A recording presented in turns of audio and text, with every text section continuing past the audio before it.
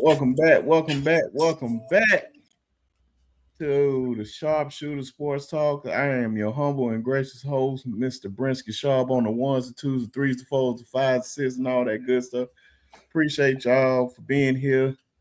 Sorry for running late. That was on me, y'all. No excuse. Supposed to start on time, man. But good to see everybody up in here. Make sure y'all hit that like and subscribe button. I really, really appreciate that. Good to see everybody in here. Of course, y'all know I'm in here. More guys gonna show up too. But of course, I got my main man in the house, my dog, former Alabama A&M running back, the man with the master plan, one of the hottest guys on these YouTube streets. Pause. Not in that way. But my main man, Coach Sean. Man, what's up with everybody, man? Happy to be with my brother Brinsky and my brother John. We ready to get into it. Oh, yeah. And of course, I got my main man, my other main man over here in these YouTube streets. About to be one of the dopest content creators. Matter of fact, he is already on the Bama Standard, but he has his own channel at Bama Fan Podcast. Make sure y'all show your love and subscribe to my boy, my dog, Jonathan Lewis. What's going on, fellas? We got some stuff to talk about. Roll Tide Latoya, Roll Tide Dwight, everybody, Jermaine Mims, everybody in here already. Oh yeah, man. Sorry for, like I said, running late. Dwight, our guys up in the house. Stephen Hicks up in the house. Steven. And JB got on me. Yeah, man. Yeah, I'm sorry, brother. And he said he was going to be in here. Hey, you said the show wasn't going to start until you got in here. So you in here. So the show has begun. Latoya, what's going on with you? Mike Jones. Boom. What's going on, man? Good to see you, brother. Good to see you. Who else we got in here? I know everybody else going to fall on in here. DSGB, my boy, down south Georgia boy. What's going on, brother? What's going on? Who else up in here? JJ, what's going on with you, man? My guy. Appreciate you being up in here. J Mims. What's going on, man? What's going on, man? Everybody come on in. And I got our celebrity guys up in here. Who? Mike Jones up in the house. 281-330-8004. My man up in the house, man. What's going on, man? Good to see everybody up in here. Of course, man, y'all seen the titles. We usually get the main thing out the way, but ain't no telling where the show may go. Like I said, man, continue to ask y'all questions because trust me, we want to interact with you guys more than anything. So definitely, we're going to talk about this Florida State quarterback disrespect towards the Alabama Crimson Tide. John, you want to talk about how this situation came about, my brother? So, from the beginning, Thomas or Tommy, whatever you want to call him, Castellanos, he was at UCF initially, then transferred the following year as he was a backup there to Boston College. And I'm going into this, right? So it kind of irked me a little bit. First year as a starter at Boston College, 58% completion percentage, right? Put up like 2,200 yards throwing, 15 touchdowns to 14 interceptions, balling out, right? Terrible TD to interception ratio. And run the ball. Had about 1,100 yards rushing, and I believe about 13, 14 more TDs rushing the ball. So the following year, you would expect something similar, right? Bill O'Brien's offense coordinator, right? So we're talking about at Boston College here. Facts. He is calling the plays and all that good stuff. Well, his numbers drop, right? As a matter of fact, he is benched halfway through the season. Facts. His rushing numbers went to squat, 99 rushes for, I don't know, it was like 1.2 yards per carry, 1 touchdown. Now he did improve the TD to interception ratio, whatever. It wasn't that much, but he definitely improved it. Give him the props to that. My problem is the comments he made. Second, I want to address the Nick Saban one. I'll let you do the Coach Sean. I'll address the I tore up the ACC by myself, quote he made, talking about his 2 years in the ACC. He tore them apart. That's his words. Right. Not mine, right? So I want to know where losing to Northern Illinois, losing to Virginia at some of their worst times, Virginia Tech, most of the ACC. This is not the SEC, folks. The ACC. I think we can say it's not exactly a powerful conference here. Very top heavy. I just don't understand where the comments come from about this dominating. And then he makes the comments of, well, now you better watch out because I'm going to Florida State, who's a much improved team from last season. They were 2-10 in the ACC.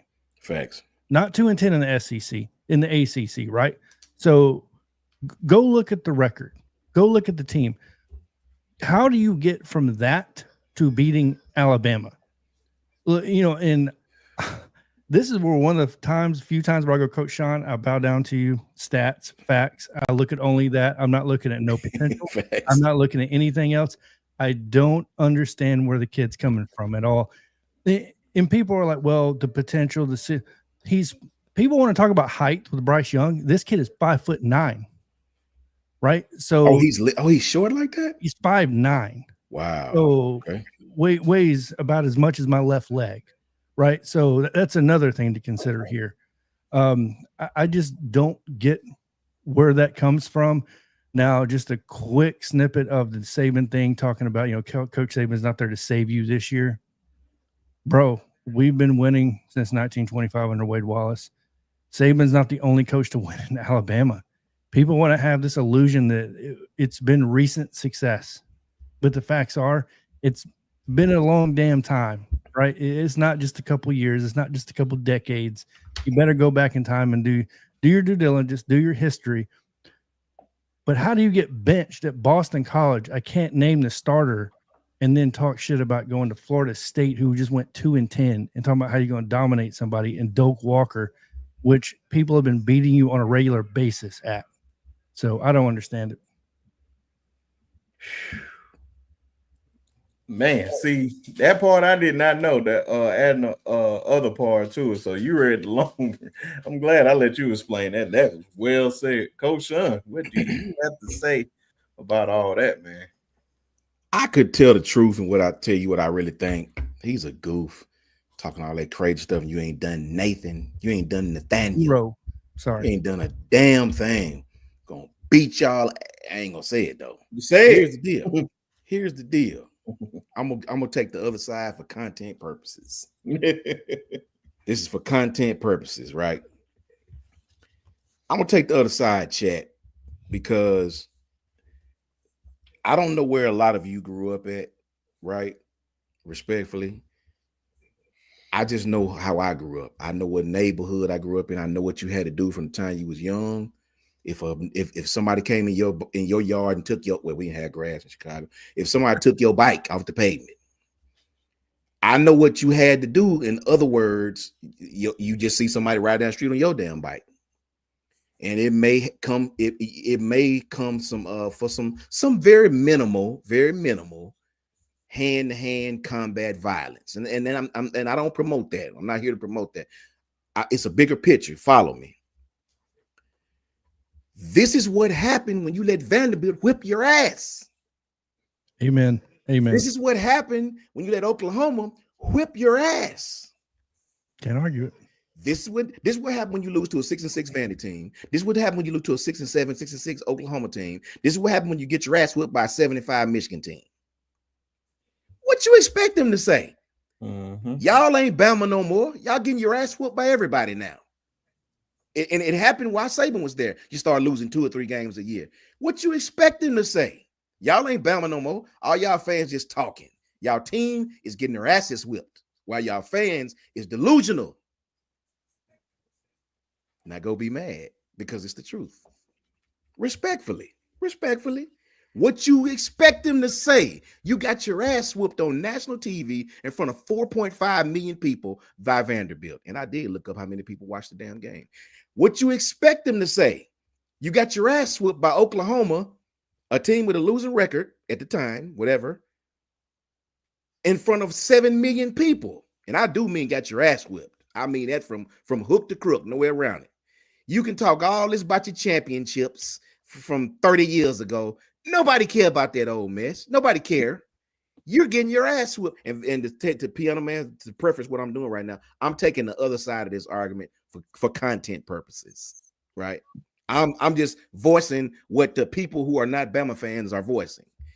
We don't care about what you done 5 years ago.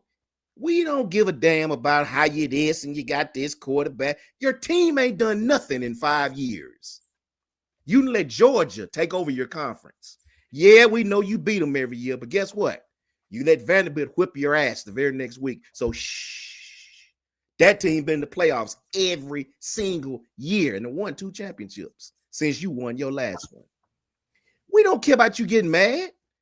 We don't care. Your team ain't done nothing. They ain't done nothing but get their ass whipped. And all you come with your excuses. That's it. That's what I call excuses. You can't be mad at what that quarterback say because you ain't done a damn thing on the field to make him think no differently. Let me say that one more time. You can't be mad at what he say. What you think gonna happen if somebody take your bike, like I talked about, and you don't go get it back? Next thing they're gonna be taking is your shoes off your feet where I'm from. Yep. And if y'all from the neighborhood, you know what come next. When you let them take your bike and you don't do nothing, guess what happens next? Oh, he like that. I like them shoes. Let me get them. If you don't do nothing to shut the people up, what the hell you think they're gonna say? You think they're gonna say that about Georgia? Hell no. Fool yourself if you like. Ain't nobody talking that crazy stuff about Georgia because Georgia's out there putting belts to asses. You can talk about Notre Dame all day. That team been winning every year. Every year since we won our last one. If somebody come take your shoes or take your bike and you don't do a damn thing to go get it back, next comes the next group of people who gonna take your stuff. So until Alabama gets an opportunity to get on the field and shut these people up, shh, you can be mad all you want. Go punch the air like Cuba Gooding Jr. Go stand at the top of the hill and wave your fist.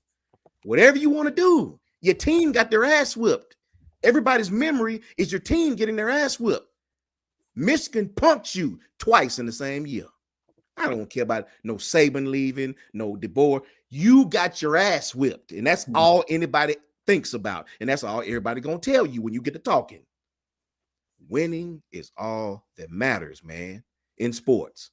Mm-hmm. Winning is all that matters. So I'm gonna take the other side of it, bro. This man can say whatever the hell he want to say. It don't even make me mad. Don't even make me mad because you ain't done nothing to shut him up. Facts. That's all I'm gonna say. Let me just real quick, Brinsky, before we move on to Piano Man, which I wouldn't have a problem if this was Diego Pavia. I wouldn't have a problem if this is anybody off Oklahoma, anybody that's beat us. But this is coming from who? That's the problem I have with this. It's coming from a who has done what type situation. So when you get your bike took, you can't control who comes. They didn't take that bike. They didn't take that bike. But this is what I'm saying. When you get your bike taken, you can't control who come next to take your shoes. Yeah, everybody gonna see a free for all. Everybody. Right. They ain't gonna do nothing. They gonna lank and throw up lanks and all this and make TikTok dance. Get rid of it. Paint our freaking nails and all this, but you're getting your ass whooped on the field. Yeah, you ain't letting nobody know. Go do a TikTok dance because that's all you seem to be good at the moment until you show me differently. So I don't want to hear nobody talking stuff on Twitter. We're going to do this. I'm going to talk for my team. I got into it somebody last night on Twitter. Let them talk. Who cares? The bottom line is, bro, until you get on the field and shut their asses up. Do you think they would have said this about Reuben Foster and them? Do you think they would have said this about, forget the fact that they was winning. Do you think with those intimidating players that another team was going to talk crazy? And when a team did talk it, they made it their business to whip your ass. They made it their business to embarrass you. So I don't care about your talking or your TikTok or your dancing together. I don't care. Get on the field and whoop some ass, man. That's how you make people shut up. Mm-hmm. I ain't saying nothing about Georgia. That's all I'm going to say. Go be mad. We better win this game is all I'm saying. Or you're right. It's going to be a real problem. Yeah. I just told the truth. You can't be mad. Look, man, the truth is in the details. There you go. And you can't be mad. Talk that talk. Hey. It hurts my feelings. It hurt my feelings to say that, but I'm a truthful guy, whether it hurt or not. I'm not delusional like some of these fans. You know, they farting crimson gases. I'm gonna tell you the truth. Right. You can't talk no stuff, bro. You got your ass whooped by Vanderbilt. Nobody cares what you say. Now go change it. Go change it. Hey, man. Shout out to my boy Travell, man. Yeah, man. Hey, I understand, man. But hey, man. Hey, like he said, man, once you leave that door open, I'm about to come to you in the second, Piano, man. Oh, man, because once you leave that type of door open, man, folks gonna try you. Facts. We're gonna do all this thing, and when you're not keeping the main thing, man, like guys are more focused on growing their brand instead of worrying about why they're there in the first place. Football. Why do y'all have this platform? Because of football. That is the main thing. If you're performing on the field, you can do all this other stuff and nobody's going to say nothing to you. But if you doing all this stuff off the field and you can be getting your money and doing all that, it's cool. That's fine. Nobody going to have a problem with that. But I'm going to have a problem with it when you slacking on the field. Thank you. Because that's the main reason why you're there. We can just sit here and lie and just say, oh, you're here to get an education. We want you to get an education too. But the main thing is, why are you here? To play football. Do what you have to do. If you got nobody should be mad fan-wise more madder than you guys. Facts. Nobody. Facts. And I know that was all the way incorrect English-wise, but we get it. Yeah, but I'm just saying, man, y'all should be the maddest people in the world. But at the same time, you should be licking your chops like, can't wait till that game day. That gives you a reason to focus. Y'all living off the bats of the guys of the past, the Reuben Foster, say it again, Ron Payne, say it again. The Rolando McClain, the Minka Fitzpatrick, the Bryce Youngs, the Derrick Henry, the Will Anderson. You living off those guys' reputation. Mm-hmm. Make your own legacy. Make your own legacy. It's time, man. It's time. We're gonna see if you're gonna put up and shut up. But before I go to Piano, man, I know a lot of people came in here. Roll Tide Rise Up, man. What's going on with you, brother? Facts. Who else just jumped in here? I got Coach Carl is up in here. Yeah. My guy, my Skiggy fam, James Little up in this thing. What's going on, man? Dot 334 was up and he up in this thing. What's going on, boss? Of course, my man. What's up, Dr. 334? Gil. Yep, my man Rod. What's going on, man? Yeah, Brinsky, let me say one thing before you get the Piano, man. Gil from New York, man. Gil, you know, if somebody come in your yard and take your bike and you don't do nothing, next they coming for your shoes. Next, the weak dudes on the block, they gonna get confident. Oh, I can take your shoes too. Then everybody, even the 2 and 10 weak dudes, gonna think they can take your shoes too. Until you slap their shoes off and make them understand. Now you can't take my shoes. Mm-hmm. If you're not gonna do nothing, you don't deserve to talk, man. You don't deserve to talk. You're getting your ass whooped by Vanderbilt. Oklahoma punked you. Michigan think you they bitches. So they done whooped you twice in the same year. I don't want to hear none of that Alabama. I don't hear none of that. Get on the field and show me, bro. Because right now, everybody think you I'm just gonna say Jussie with a J. Everybody, every team see blood. Every team. I don't care about your TikTok. I don't care about that. I don't care about no TikTok. You're getting your ass whooped by everybody. And I hope this offends you. And I hope everything that we're saying, I hope it offends you. Because I'm telling you what the other teams think. I'm telling you what they think. Coaches, teams, I'm telling you what they think, bro. Yep. So, don't be mad at me. Got Trap Purnell up in here. What's going on, brother? Miss Susan, what's going on? How you doing? BT, what's going on? Good to see you, brother.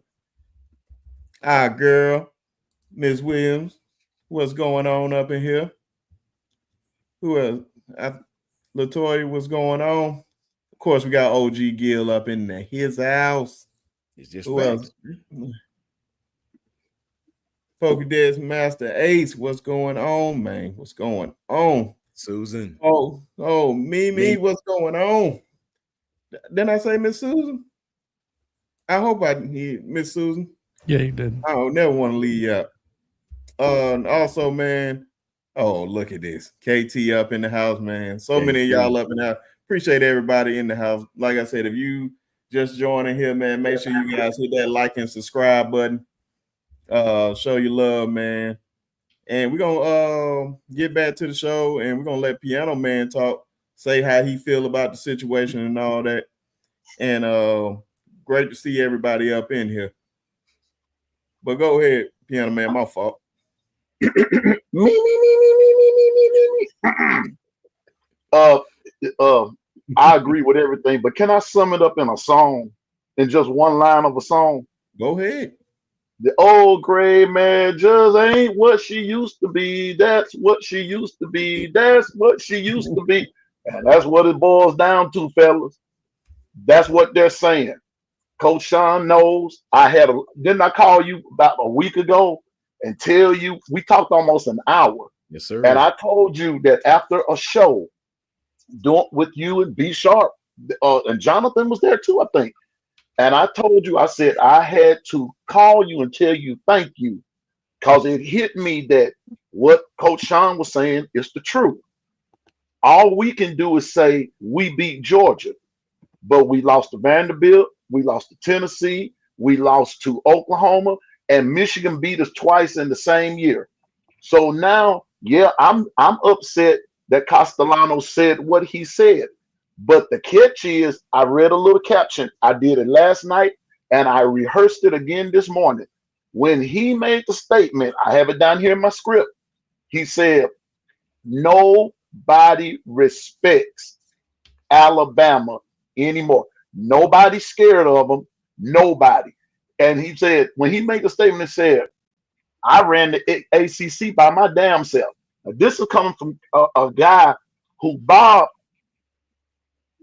put him on the bench, but he gets to Florida State and said, oh, but I got a squad now, as if Alabama doesn't even exist. Well, in his mind, they don't exist. Why? You lost to Vanderbilt of all schools. So the best way to settle this is what I've been saying about recruiting. Winning settles everything.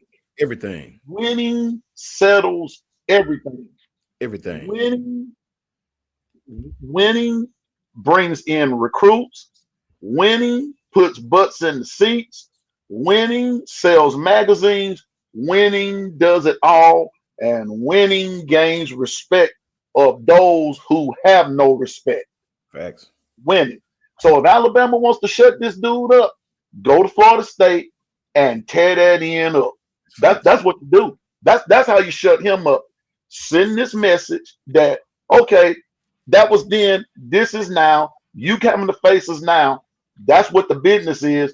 So no more talk about, but we beat y'all in 2020. Yeah, you lost to Vanderbilt. That's all, and they keep hanging that over your head, hanging it. And then Michigan fans are steadily saying, oh, we're your daddy. Well, guess what? It's true. You can't, Coach Sean, what's that little thing? What's your moniker? The proof is in the what? The truth. The truth is in the. It's in the details. It's in the details. And guess what? Michigan detailed us twice, washed us and detailed us twice in the same year. Vanderbilt washed and detailed us last year. Oklahoma washed us twice in the same game and detailed us. So the details are, we got detailed.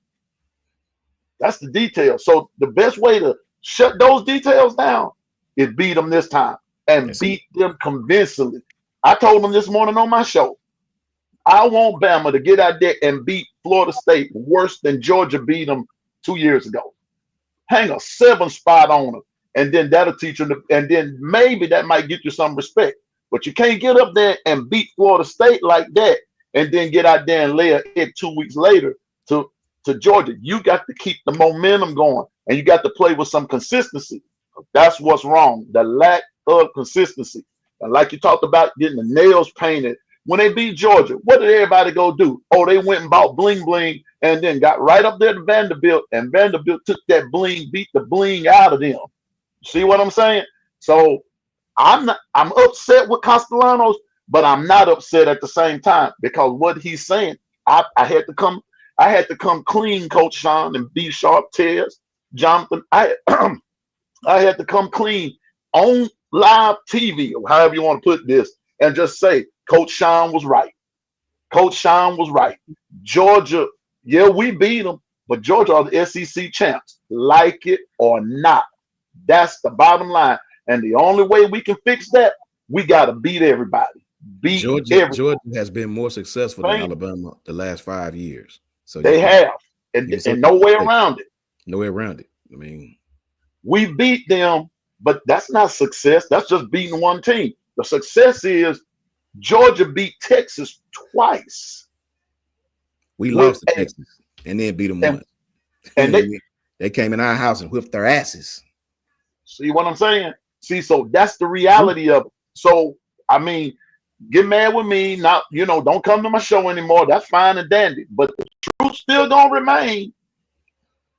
Georgia runs the SEC. Georgia may not own us, but right now, Georgia is running the SEC. And the only way we can change that is beat everybody. So it starts with Florida State and take it on from there. So I'm mad, but I'm not mad, because you can't get mad with the truth. If you get mad with the truth, then that means you can't handle the truth.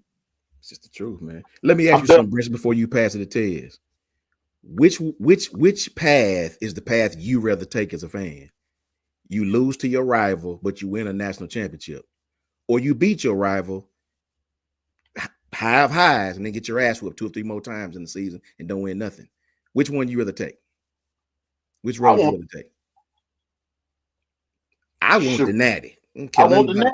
I want the natty. That's just me. I want the natty. But Coach Sean, I'm still from the old school, bro. I'm still from the old school. Coach Bob Hill from Jackson State, Coach Walter Pate one day, and they were getting ready. And this was when Jackson State was kicking everybody's behind. He saw some slack coming in them, and they were getting slack. And he called them in one day. This was back in the 70s. And he made the statement and said, "Killing that with a sledgehammer." See, that's just catching on here in the 21st century. Bob Hill said that back in the 70s. Killing that with a sledgehammer. And guess what Jackson State did? Killed the net with a sledgehammer. And not only did they do that, they killed everything with a sledgehammer that particular year. So you got to have that attitude that you can't take anybody for granted. And so I want the natty. I mean, beat everybody. Shoot, I don't give a hoot about losing to no rival. If you're supposed to beat them, tear that end up. Beat them. You see what KB just said? That's kind of what I'm saying in a nutshell. It was great that we beat Georgia. That's awesome. But, man, you have to, like, it's not just beating your rivals, man, especially like inferior opponents. The thing about those teams of the past that these guys are trying to be, that when they played those guys, it was very, very rare that we had a tight game against an inferior opponent. Fact. Like the Georgia Southern game, that was a crazy game. That doesn't happen all the time. But any other time, they destroyed them. They destroyed them. That's the problem with these guys. They get up for the big games. They're not getting up for the small games. They got to treat everybody the same. That's why Coach Saban was like, yes, that's the game we focus on this week. That's why he don't let them get too high, because he know you're going there the next week and pull what happened to Vanderbilt. Those guys was at an all-time high, all up on ESPN, all that, showing this off and all that. Like, it's cool and all when you can back it up. But it's certain guys that, and I'm going to keep referring to this because it's still, I don't understand what was the controversy about it, because I understood why he was pissed off. Why Malachi Moore was acting the way he was acting, because you're not living up to the standard. He literally played the last national championship game. He played as a freshman, and he's seeing his senior year that we're playing up to this. Those guys would not be happy how we're playing right now. Come on, man. If you want to be here, be here. That's why I love the way we're recruiting right now. I love everything what we're doing right now. We're not really going after those big times because some people just stars people. Like, oh, look at my stars, look at my stars. But one thing I know about this coaching staff, man, they know how to evaluate talent. And I think they're going after dogs. Yep. They're going after dogs that are hungry. Yep. So, but of course, I want to give a shout out to KB, Kangaroo Black, our celebrity friend. That's our right. dog, our homie. Roll Tide to you, brother, man. Appreciate everybody in there, man. Make sure you hit the like and subscribe button. Also, make sure you guys subscribe to all these guys' channels, which the link is going to be in the chat very, very soon. Make sure you guys subscribe to their channels, please. And also, we got to say welcome to our, what can I say, our friend, our Auburn guy, our Auburn friend, the man, resident Auburn fan, the man with the master plan. He's in space. Y'all see all that space stuff in the background. He can tell you everything about space. Our guy, Tez from SEC Nation. I was about to say SC season. What's going on, fellas, man? What's going on? What's up, Tez? I see Castellanos got y'all a little warmer. No, Hey, no. Tez. You ain't hear the truth. I heard it. You didn't. Not me. This is what happened when you leave the door open, Tez. You had this type of disrespect, man. You let me walk in your yard and take your bike and you don't do nothing, I'm gonna want your shoes next. Period. I tell you what it is, man. Y'all, Brinsky touched on it a little bit when he started talking about Coach Saban, man. And, man, y'all been good, very good for a very long time. And it's not the first time people have said stuff about y'all. It's just that y'all knew y'all was so dominant that I don't think it really touched home. But this guy, I don't know about this one. I don't know if I'd be worried so much about this one because it's like he seems, I think I heard Piano Man kind of say it, like he seems like a guy who's really off base, right? He hasn't accomplished anything. He hasn't done anything. But that's further proves the point. You know, I'm saying it feels like he's the guy that would be talking this noise no matter who he was playing game one, just unproven and just loud. This is the problem with like NIL and you promoting kids and getting a platform. Like win or lose the game, he's gonna get publicity. It's Diego Pavia is different, right? Because we seen what he's capable of, but this dude just seems a little bit off base. But I can understand why it's upsetting because, I mean, like you said, Coach Sean, y'all been kicking everybody's ass for the last 15 years. So it's not even upsetting. I'm more mad that it's the truth, bro. Like what you said, this ain't no superstar play, but it don't have to be. Everybody think you a goof. Everybody think you a punk. Everybody done took your bike. Michigan done took your bike twice in the same year. You look, we keep to my Vandy, the small team. Coach Starling say, if you think those small games are so small, F around and lose one of them. Yep. They ain't so small no more. The bottom line, bro, is do you see them anybody talking about Georgia? Oh, we're gonna do this to Georgia, do that to Georgia. No, and it ain't because Georgia's some kind of bully. It's because Georgia has put belt to people's ass of late. Period. You can say what you want. You can lie to yourself, tell yourself we're better than them. And we probably are better than them, to be honest. And that's what hurts worse. We have the talent. Go ahead, Tiz. I'm sorry. That's what makes me so upset. Oh, no. You got it, man. Listen, I'm not even in a position to be mad when somebody talk about my team. So I don't know how you feel. Did you hear that? They talk about my team. I can't even be mad about it. So like, I respect you, man. I don't know how you feel. So that's why I said like y'all won a lot for a very long time. So this is new territory for y'all. You know, players being able to talk like this. Facts. You see what's going on with Hugh Freeze right now, right? Uh-oh. Yeah. Yeah, he's in hot water. Hugh? So, he's been playing 10 rounds of golf the first 20 days of June, and he hasn't been recruiting. No. Yeah. Bruh. Yeah, they called him It's out. a lot came out. Who called him out? Well, because I know, because I was gonna ask Ted that how you feel about the recruiting part, but go ahead, and because I didn't know this. Yeah, apparently he loves golf. Apparently that's his thing. I think he played golf the day after the Vanderbilt. We lost to Vanderbilt. That's where it started, and then as people started sending me messages saying, "Hey, do you see all the pictures of Hugh Freeze on the golf course?" And then boosters started talking about how is our recruiting slipping when this dude's playing 10 rounds of golf. They counted it 10 rounds of golf in the first 20 days of June. Essentially is what they said. And now some of them are calling for his job. Yeah, I just did a pod yesterday where I said that I don't think he's gonna be there next year. Either if we win or not, like I think he moves on, or they get rid of him if you don't win enough games. Like I think he's kind of set himself up for this.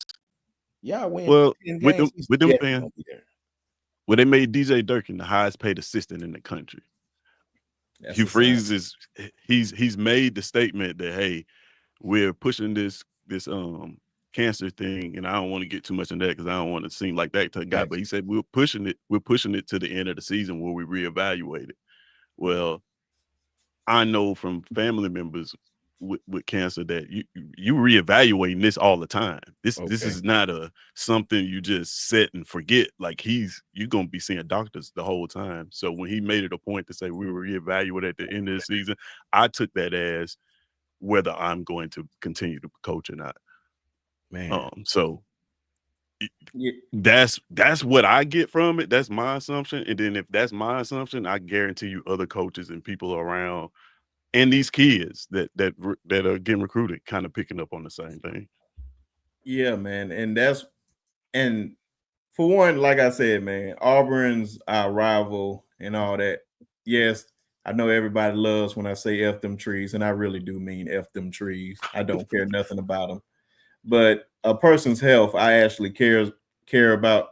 Never want to see any type of harm to anybody like that. So definitely praying that he gets better for real, because nobody is really F cancer for the most part. Facts. But hey, win some games, man, and you can golf all you want. I really don't care. But the thing is, man, with that, man, you can see like how y'all recruiting is taking a major hit, like a major hit. And it's like very, very concerning that I love it, by the way. Of course, I'm an Alabama fan. Like, I love everything that you guys are just losing guys left to right. And it has to, I forgot what Auburn page that was, and I actually saved it. And we're going to revisit this at the end of the season. He was like, oh, I don't see no concern about it. That's bullshit. Stop lying. I don't like those type of channels that just sit here and lie to you like, oh, it's okay, it's all right. Because I know some channels, not gonna say any names, but a lot of our subscribers / family know these channels that once we lost to Vanderbilt, oh, it's okay, we lost to Vanderbilt. Bullshit. that is not okay. You need to point out the problem so you can get to the solution. Like, you guys, this is if he didn't, I put it like this: if Hugh Freeze did not have that class last year, that the class that he brought in last 2 years, you take either one of those classes I'm really away. going by last year because how he got all that talent in the state, which were a lot of major recruits. I believe his ass is out the door. But this is like a make or break year for him. I don't expect him to be the head coach. I didn't expect him to be the head coach last year. I mean, going into this season. But it's definitely F them trees, F Auburn, but get well. Yeah. What's concerning to me is they were top 10 in recruiting, and now they're 64th. Wow. Right. Are they really 64th? They're 64th. Oh, no, right. Right. They are like by like so what That's not What good at happened? all. Carolina. What happens in recruiting though is you go from we had 8 people sign, now we have 4. Yep. So Yeah. you cut that by half, you lose 4 people, Yeah. and you fall to 64. It like the way recruiting works, the way recruiting works. Oh yeah, It I know takes A exactly. lot of movement. another. You don't have a big class, which nobody has right now. You lose 1 or 2 But players. you shouldn't be 64th, bro. Not Auburn. I mean, no, Shout out not to at all. 64th? But Shout out to our guy, some of the DC. classes in front of us have like 15 Auburnetics. players, and they're Yeah. all 3-stars. So Yeah, that's My fault. USC. USC has 29 recruits right now. Of course, that's going to yes, come down. that's gonna when they make you flip. higher. Yeah, he said. 64th, bro. Shout out to our guy DC at Auburn Addicts. What's Man, concerning he to said me- 80, We bro. So I don't I'm think thinking we- he's saying y'all in the we 80s. won't end there. Oh, No, We won't I end hope there. not. But But we I know won't- you but won't end there. But I Yeah, hope not. This is the way it works. We won't end there, but we definitely won't have no top 10 class now. I don't know. What's concerning to me is the player average, 87. Like, you know what I mean? Yeah. That's what I pay attention to. I don't care about USC can be number 1, I but got if what the you're player saying. average is 89, I don't care, right? So that means your player average is not good at all for that big of a class, right? So that's what's going to be I'll be paying attention to is what are they targeting? What's the big board look like right now for Auburn? I think a major like you were saying, man, the health could be a major part of it too. Like, cause a lot of the guys like, man, I want to. It's not necessarily the school; it's the coach that they're going to sign to, and even like I'm not sure if he's going to be there. And we talking about some big time recruits that y'all been losing. So I want you to take this in consideration. This is something I said yesterday. Because I don't want to just blame it on one thing and make an excuse. Yeah. When you're a bad team and you're in a position like us where we just put together 2 recruiting classes, when you're a bad team, you can sell playing time. After you put together a couple of recruiting classes, you can't sell playing time to recruits no more. A lot of the reason we had those top 10 classes, the reason why we were able to dominate the state of Alabama, because we was offering playing time very early. Now we don't necessarily have that no more, and they looking for production on the field. We don't have that either. So it's like the perfect storm for a decommit. Like it's not just one thing. It's health. We've been bad for a long time. We can't sell playing time to kids no more because our roster at the top is in place. Like it's just the perfect storm. And then on top of that, you get the revenue sharing, which hit. Yeah, I want you to think about it. Revenue sharing hit at the beginning of the month. That's when this all kind of started. So I wouldn't be surprised if we don't have. I wouldn't be surprised if our roster limits are being mismanaged right now. It's a lot of things. It's a big conversation that could be happening with the reason why you're seeing this, but it is what it is. I ain't nothing I can do.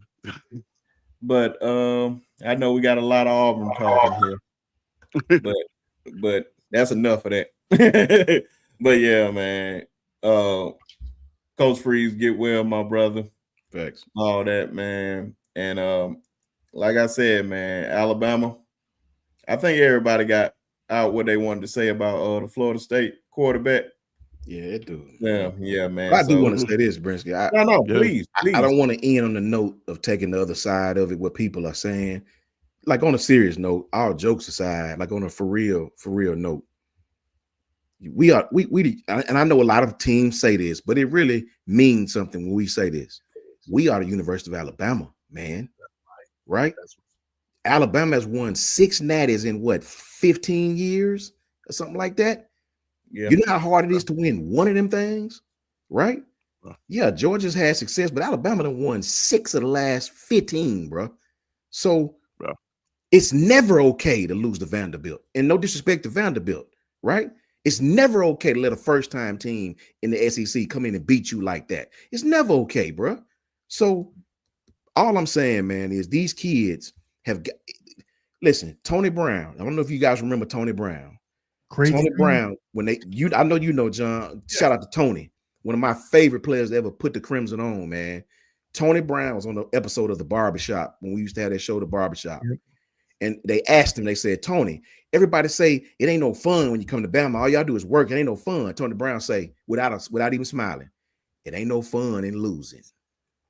So what he was trying to tell people is, yeah, we bust our ass, man, but look at the results. Our trophy case is full. So you can do all your TikToks you want. You can get all your nice NIL deals. You can be on the front page of every magazine. Nobody gives a damn. If you ain't winning, nobody cares. You letting the team over there in Georgia steal your shine. That's our shine. That's our shine. You let them come in and take it. Win a few little games. Now everybody talking about them. It's your fault. And I'm not getting on nobody. I'm just saying you got to understand football is still football, man. Make your money, do your thing. But if you're getting your ass whooped on that field, nobody cares, man. And that's from a real fan. I'm not one of these delusional fans that think Bama could be the pro team and all that kind. I be hearing some crazy stuff. No, bro, I played this game. I'm a straightforward fan. When I'm watching the game, shout out to my brother Coach Al and Coach Carl. We can see the game happening. We see, shout out to Piano Man, Brent, everybody. We know, yeah, we in some trouble this game. By the third series, I can tell. Yep, we in some trouble this game. I don't have to have nobody tell me or explain it to me, right? I ain't one of these fans sit online 8 hours a day talking about Alabama and all this ridiculousness. I'm gonna tell you if we suck. We sucked that game. And I ain't gonna cuss you out and call you, tell you what kind of fan you are and all this goofy shit. No. Good is good, bad is bad, man. Right? We've been bad. We've been bad, bro, by our standards. Now, no disrespect to Tez, but if Auburn was 9-3, they'd be throwing a damn fiesta right now. No, bro. No, it's unacceptable. You can't get your ass whooped by Vanderbilt, then walk around with your chest stuck out. No, if you get your ass whooped in the street by a midget, don't walk around with your shirt off if you're muscle bound. You got your ass whooped by an inferior opponent. That's why Pavia talking crazy. That's why Florida State's quarterback talking crazy. You allowed that. So I ain't finna get on here and be mad at the kid and talk about what he hadn't done. Guess what? He deserved to say whatever he want to say until somebody slap him out his shoes come the first game. And that's how you shut him up. That's how you shut the world up. That's how you be like, oh shit, you said Bama's still good? Then y'all see when the recruiting picked up, how everybody, Matt Moscona was like, he was biting his nails, like, oh. They know Alabama hadn't went nowhere. They just waiting for us to lose another game. And they also praying that we don't, because they know if they ever let us get back in this thing, you know what time it is. So you got to go prove it on the field, bro. That's all I wanted to say on a positive note. You got to prove it on the field. If you don't prove it on the field, we can all chat together. We can all talk about what happened. As my light go out, we can do all that stuff. It don't matter, bro. All the fans can be mad. That's when you know you're cooking, man. When It's the light go out. Talking all this dumb shit. No. If your team don't win, your ass need to be quiet. Damn your excuses. The truth is in the details, man. We got beat by teams that wasn't better than us. That's right. We got to fix that. That's just the bottom line. Yeah, man. I think that's a great way to end that one. I know we supposed to be, like I said, man, we're going to see how these guys going to play when they see Florida State, and then we'll know what type of team that we really have. That's a fact. But everybody, like I said, man, appreciate everybody coming in here. Make sure you guys hit that like and subscribe button. About to start dropping these guys links. If you're not subscribed to Coach Sean at Just My Humble Opinion Sports Talk, make sure you go over there and subscribe. Bama Fan Podcast with Jonathan Lewis, SC Season with Tez, and of course, Long Run with Piano Man, doing major numbers. My boys cooking every morning, cooking every single morning, man. I love it when I'm at work. So, man, definitely want to give you your flowers, brother, man. It's a lot of people out here hating on you, and we know they hate because they see the growth. Hating because they mad. They see the growth, man. So everybody, man, Piano Man is doing the damn thing every morning, man. Just want to give you that love, man. Appreciate you, big dog. Appreciate you. Oh yeah, man. Appreciate it. Hey, before you go any further, everybody on here on this panel, I shout y'all out every day. You too, Ted. I do say, even though you from Auburn, the Lord really do forgive sin, you know. I appreciate that, man. He really do.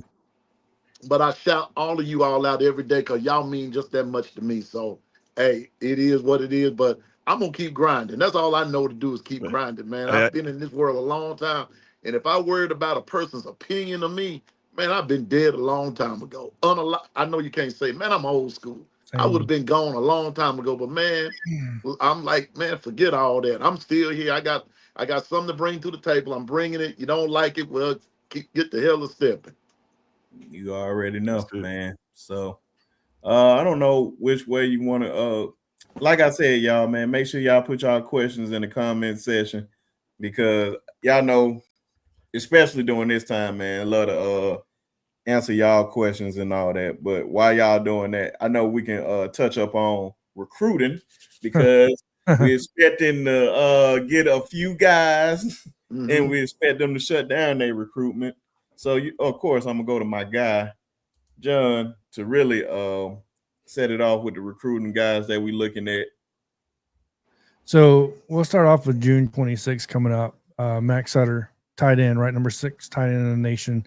He'll be committing alongside, well, not alongside, but around the same time as Xavier Crowell, obviously 5-star running back. So now a lot of people, and there was a comment that you brought up earlier talking about, it seems like we're getting their leftovers. That is completely false, by the way. Far from the truth. I'll say this is not, and correct me if I'm wrong, anybody that's coached on here, Coach Sean, obviously, you know what I mean? So in comments, but this is not the 2007 through, we'll say 2016 Alabama team where we're just going to find the biggest and fastest players because we have to adapt to the spread, the RPO. Things have changed, and including, which you just did, Coach Sean, money, right? So we have to be very positioned when it comes to these players. Last year, would we target the offensive line? This year, would we target the defensive line? That's where the money's flowing to and from. But when you look at those two, it's about to be a snowball. Pay attention to who is committing elsewhere, and that will tell you who's coming to Alabama. That's your biggest plays when it comes to recruiting, in my opinion.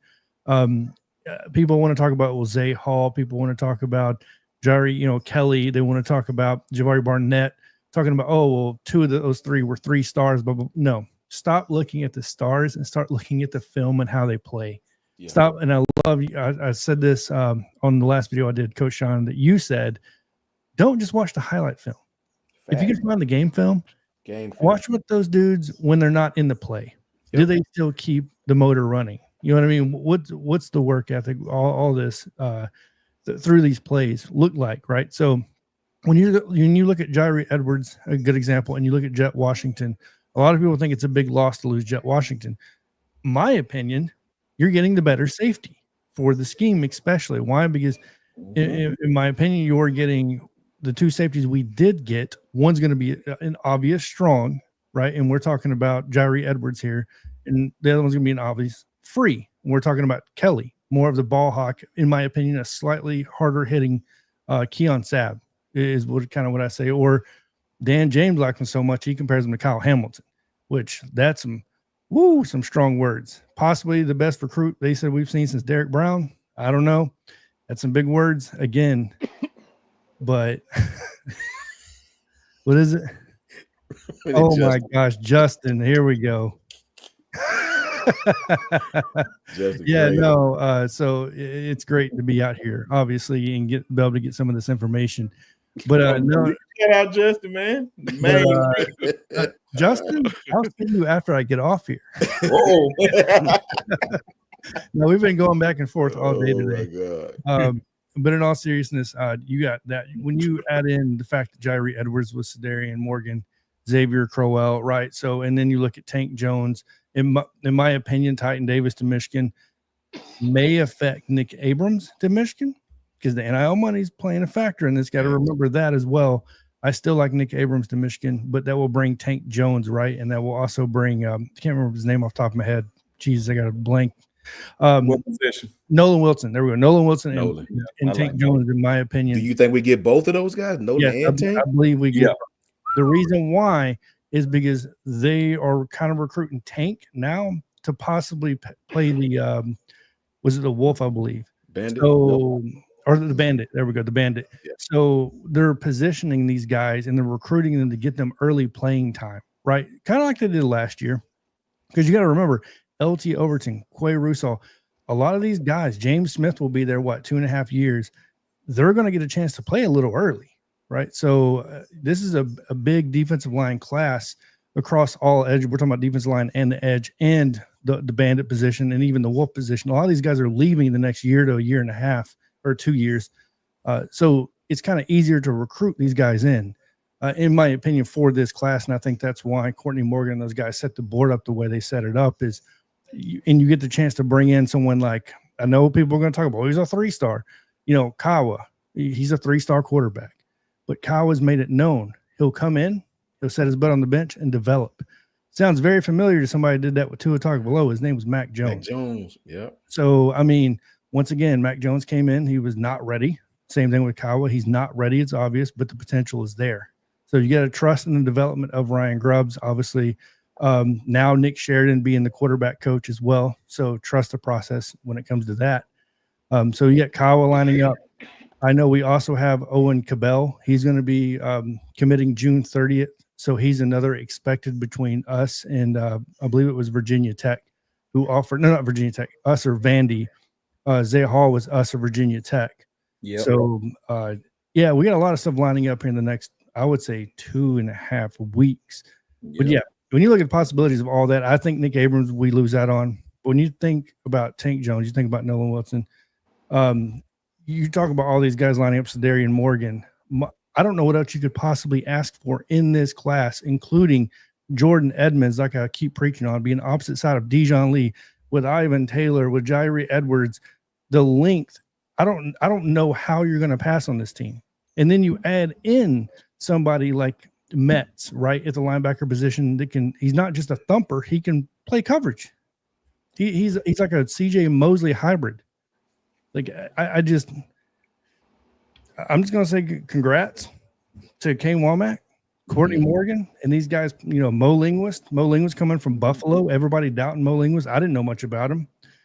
Doing a heck of a job recruiting. Freddie Roach on the line. So, I mean, Yeah.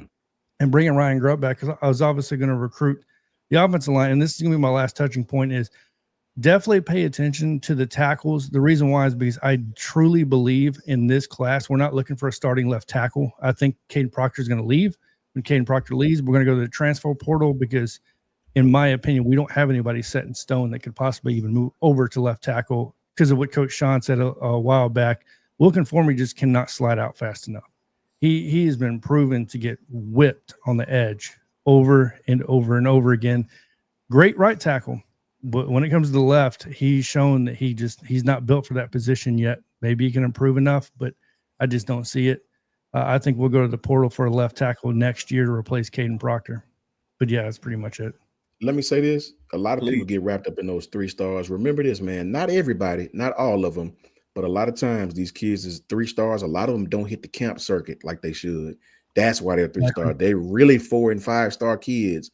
A la what Roll Tide Rise Up just said. Josh Jacobs, kid that did not camp. Yep. Nobody really knew about him, right? Coach Saban and them evaluated him, saw him, and Josh was better than some of the 5 stars, right? You want a perfect example of that? We interviewed the guy, right? So, and I'm talking about James Morrow, the one we interviewed. Facts. He went from a 3-star, almost unranked, to now he's a top 150 player overall, nationally. Just like He's that. 2 camps. Camping does it. Facts. And what Roll Tide Rise Up said, he ended up being a 3-star, but he was not ranked at all. Facts. And he literally put that on. And you know why he ended up as a 3-star? They saw that Bama offer. Yeah, Bama bump. That's what done it. Because the only offer I think he had was that Missouri offer. And I forgot, I think he said the coaches just seen him playing a basketball game Facts. or whatnot. And he ended up getting the offer. I don't know how he ended up in Oklahoma. I forgot how. You just got to watch the interview with Bussin' with the Boys, man. It was a great interview with Josh Jacobs. Excuse me. But he just said the main reason why he came to Alabama is that he wanted to prove that he was as good as he thought he was. That's the type of mentality we need at Alabama. And I bet you then that a lot of guys back then seen that guy like, who is this guy, Josh Jacobs? Why are we recruiting that? Alabama, we get 5 stars to 4 stars. That's why I said don't get wrapped up in recruiting. Nope. I mean, with these stars and stuff, man, because you see what type of guys you can produce, man. There's a lot of guys like that. They end up that way. Think of what Will Anderson was. Will Anderson was like a low. He was almost a 3-star. Ask him where he ended up being when the class was over. Yep. And look what he did at Alabama. Matter of fact, you know he's special when you start as a freshman. Yep. That's right.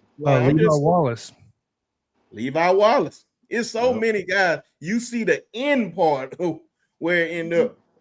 I'm like, man, it's so many guys. It's guy after guy. That's why I like. Patrick Mahomes was a 3-star. Getting number 1 pick in the draft, Cam Ward, was a 0-star, unranked. Those camps are expensive, brother. A lot of these kids, you know.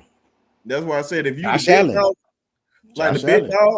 the big dogs get the invites, and they don't have to pay for nothing. They'll fly them out. They'll make sure they get there.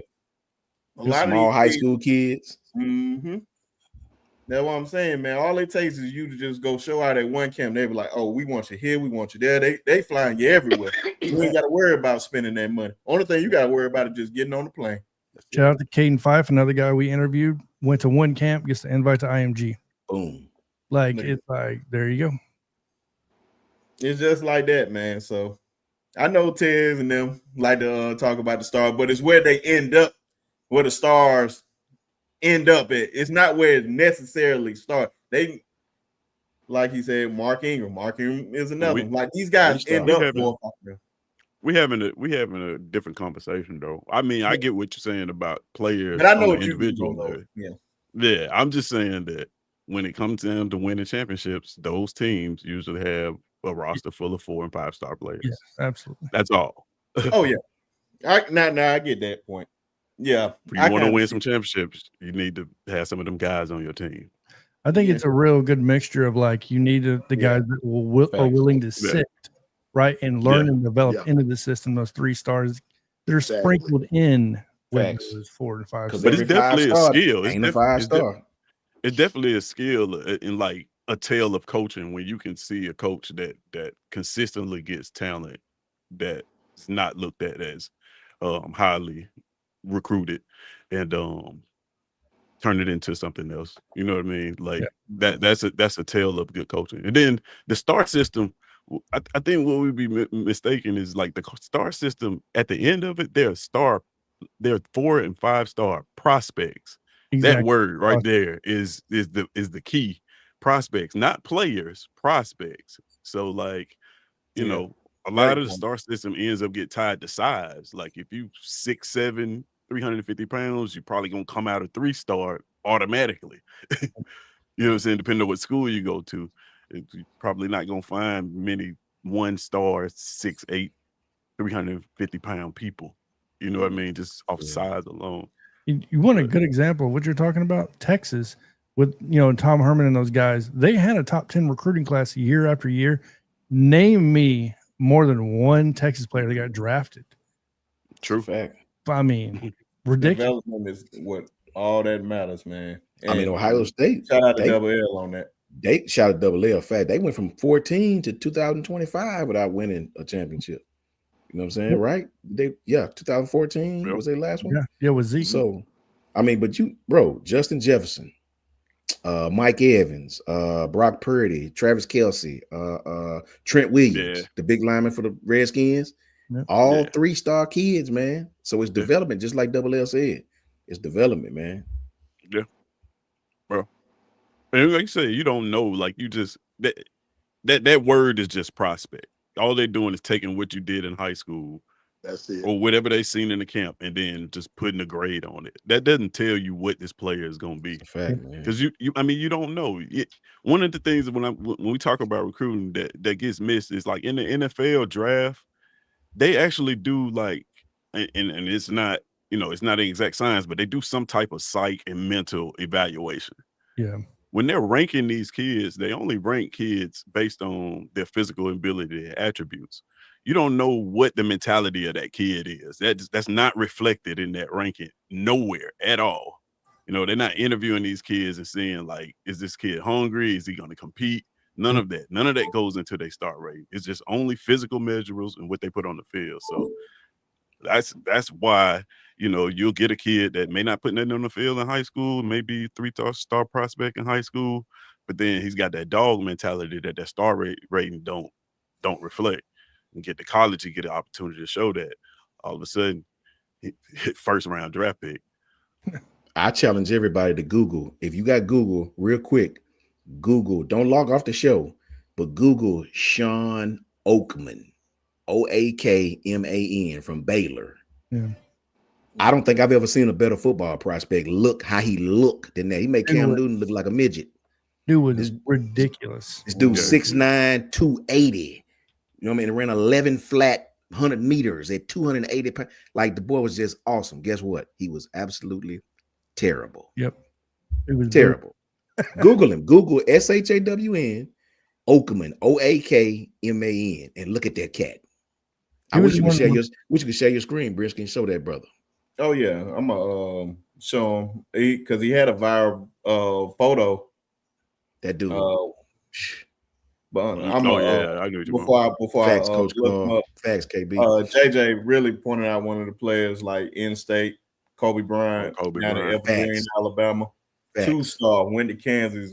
Still trying to figure out how he went undrafted. That is crazy. The Falcons got a diamond in the rough. That's Cincinnati, I think. Oh, true. When he said Cincinnati with him and Sauce. Oh no. He okay. I thought no. Kobe just entered the draft. He came just from this past year. Okay, that Kobe Bryant. I know it's one that went. Oh yeah, not that Kobe Bryant. Okay. It's another Kobe Bryant. It's a different Kobe Bryant. He from Evergreen, Alabama. Okay. Okay, good stuff. Yeah. Kobe, man. The Falcons got him one. Yeah. I don't know how like I said, I don't know how he didn't get drafted because he was definitely like first round material. And I don't know what happened to see him just go undrafted, which is crazy, man. Gil must have Googled him. Yeah, Google that. I don't know if I've ever seen a better football player in pads, how that boy looked. I just gotta somebody put the spelling in there so I can look it up while we talking about it. Jai Hall was such a 5-star, supposed to be next coming at receiver, man. Just couldn't hold it together. This guy right here, prime example, because I thought our backfield was going to be Caleb Downs, Tony Mitchell. Yep. I thought they were going to hold it down there in that backfield. And this guy, I was like, yeah, I don't see Bray playing. Caleb gone, Tony gone, and this guy is the star. And became instantly one of my favorite players on the team. I'm telling you, man, like, don't look too much in these stars sometimes. Some of those guys got that dog in them. And some of them had that football IQ, and this guy is one of them, man. He's gonna compete for that Jim Thorpe Award this year. I'm telling you, he's one of them ones. As I said, the star rating is the star rating is strictly physical. There is no mental evaluation in that star rating whatsoever. Yeah. It does not tell you what type of player this is. It just tells you how big, how fast, what they performed on the field. It does not tell you what is going on in their head. And a lot of these kids come from different backgrounds. You don't know, like, I don't want to go down that road, but you take a kid from an underprivileged situation, man, this star rating is not going to judge that kid's hunger when he's thinking about getting his mama a house. You know what I'm saying? Getting her out of the projects. The star rating don't tell you nothing about that. So, like, that part is where they get it wrong. From Sean Oakman to Devontae Smith. 6 foot, 170 pounds with rocks in his pocket. Bony, skinny, little bitty neck, big feet. Absolutely a dog. Went down to that Miami camp. Devontae Smith coming out of A-Meat, Louisiana. Him and Jerry Judy put on an absolute show like I've never seen before. Little Devontae got bigger heart than somebody 6'9", 280. You know what I mean? So you can't. And now Devontae was a 4-star, but I'm just saying, still size, all this stuff that you think you can evaluate. Man, the film ain't gonna lie, bro. The film ain't gonna lie. You know, it's gonna tell you what you want to know. And Coach, may I add to that, Thanks, please? KB. One thing about it, it's no dishonor in not being a 4 or 5 star. That's not a dishonorable thing. Fact. The dishonorable thing is that you have a 5-star and you play like you have the mentality of a 0-star. I mean, Facts. that's what the dishonor is. But the honor comes in is that you're a 3-star and you develop yourself into this player that now you become all world. That's honor. That's what you call having heart. And so give me the guys that want to be, that have a heart, that have a hunger, and not worried about the stars, but you will become a star. And those are the guys that you want. That's just my opinion. This the player that click on that first one, Brisk. Dude, that dude look like you eat chicken, rice, and broccoli every day, 7 times a day. That boy was a monster, bro. Like, I'm talking 5% body fat, maybe. Look at this cat, man. Branson Robinson was another one coming out of high school that went to Georgia as a running back. He tore his knee up, though. I understand. He tore his MCL complete in half. I get it. But I'm just talking about size. Like, big he was crazy. What was that linebacker we had a couple of years? He was a middle linebacker. He never played. He was freaking huge. I can't remember his name off the top of my head a couple of years ago. But I remember he was a middle linebacker. He never got on the field. Oh, you to my number 40. Yeah. He was number 40. That dude was huge, man. Blackmore or yep. It was around that. It was what's his name? Blackmore. Somebody in the chat. Y'all know who I'm talking about. I think he was from Mississippi, if I'm not mistaken. No, he's from Texas. Where's he from? Oh, that's right. That's right. Mm-hmm. That's right. What's his name? God, I forgot his name. There we go, Charles. Yeah, that dude was Kendall Blackside. Yep, Kendall Blackside. That boy looked like a grown man. Boy, ridiculous. Got a wife and kids. Literally 3 kids, paying child support. Like, I don't want to crap on the recruiting services, man, because ranking them kids, it's a very tough task for one organization to rank every single high school kid in America. Man, you just don't have the manpower to do it. That's why it's so inaccurate. It's like it's different when you can spend more time. You know what I mean? I think it's just when you consistently put a certain guy up there, man, and he doesn't pan out, that's really when I have a problem with it. Like, you consistently putting this guy up here, but he really ain't that guy. I know one of the guys that he was a 5-star, and everybody know him, Ben Davis. Ben Davis never touched the field at the University of Alabama. True. Never 5-star linebacker. Thought he was going to be one of the next ones with C.J. Mosley, Dante Hightower, Rolando McClain. I thought he was going to be that one. Like, damn, okay, freshman year, I know he ain't going to play. Okay, sophomore year, he still ain't playing. Junior year, come on. God. Okay, senior year, still ain't touching the field. Dude, hey, man, sometimes. You remember Tyler Love? Yeah, tackle. Yeah. One of the highest rated tackles we've ever had. But I'll say I wouldn't, no disrespect to Tyler, I wouldn't hire him at all. Heavy feet, feeding the cement. Came from a big school program, really popular program, Mountain Gap. Yep. Complete opposite of Ben Davis, little small school, Gordo, playing on both sides of the ball. You know, it's a lot of hating with the smaller schools. They hate on the small. If you stick out like a sore thumb. I coached a kid from a smaller school, man. And he went to Tanner. He went to Tanner, and he played all over the field, man. He never got a chance to perfect.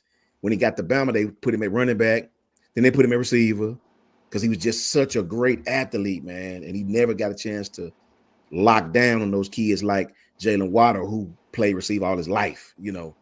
So I felt about Emmanuel Henderson. Came in as a running back. They just didn't know where to put him. Facts. Yeah, you said I seen Ben play in high school, and he was amazing. Yeah, just couldn't get on the field, man. Just couldn't. I was gonna say, remember, it's 3, 4, 5-star prospect, not 3, 4, 5-star player. Just the prospect that they will be good, not guaranteeing anything. I'm glad you pointed that out too, because that's one thing that we truly missed out this whole thing for real. And On 3 is going to immediately, by the way, like go to IMG, to Thompson, to Hoover, right? That's also a thing. Like they're going to look at those guys and immediately want to rank them, and it's like. But I will say, man, a lot of those kids, not all of them, but a lot of those kids are damn good, brother. Yeah, they are. Please believe they've had the best coaching, the best camping. They understand. To all the coaches in the chat, you know how it is when you coach a receiver and you trying to teach them to run a dig route. Some kids just run out there and don't even sell the second part of the route. They just a good athlete, right? Mm-hmm. Some kids understand exactly how to do it. 12 yards, break down, accelerate to the next part. Some people understand exactly how to do this, the finer details of it. Some kids just great athletes, and they never have that. I think the best high school athlete I ever seen since I've been grown was probably Julio Jones. You know, this boy would catch a 40-yard touchdown with one hand, get a ball to the ref, take his helmet on, go sit down, wouldn't even be sweating. Just sit down like this. Like he made high school football look so damn boring because he was just so much better than everybody, man. And he played against some tough squads. He was a 6'8" team, played against a lot of tough squads. Julio was just holy. Yeah, man. I ain't never seen another. Well, let me take that back. Old school David Palmer, number 2. I was young then. David Palmer from Birmingham, Alabama, the Deuce. Yeah. He may be the best high school player I've ever saw in my life. Julio second, close second. Derrick Henry did his thing. Yeah, I never got a chance to see him in person. Yeah, in person. Go ahead, I'll let you go, and then I'll go. I was about to say, I told you a story for risk. The best high school player I ever seen in person is Fred Beasley from Leah Montgomery. We went to Robert E. Lee. He played us. Robert E. Lee.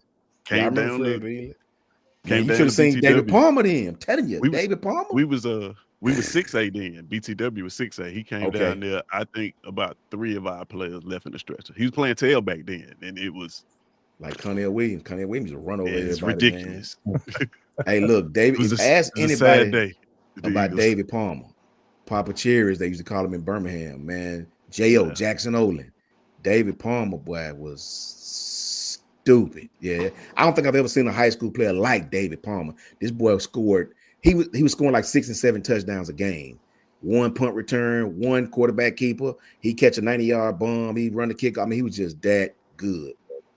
I'm about to say one of the guys that I seen. Well, of course, Julio is nothing but a year older than me. So Julio was definitely like in high school the best I ever seen. But just seeing in person since that point, I was like, man, just seeing Ryan play for the state championship game when they played against Auburn was one of the best performances I have ever seen by a football player, period. I was like, bro, he is really that fast. And he's just a sophomore. It's a reason why he is the youngest Mr. Football in the state of Alabama. And he did it back to back. The only one to ever do that in the state. And it's been a lot of great players. For him to do that, that says a lot about him. A lot of great players. You mentioned Auburn High School, Reuben Foster. I saw him play. He was amazing high school too.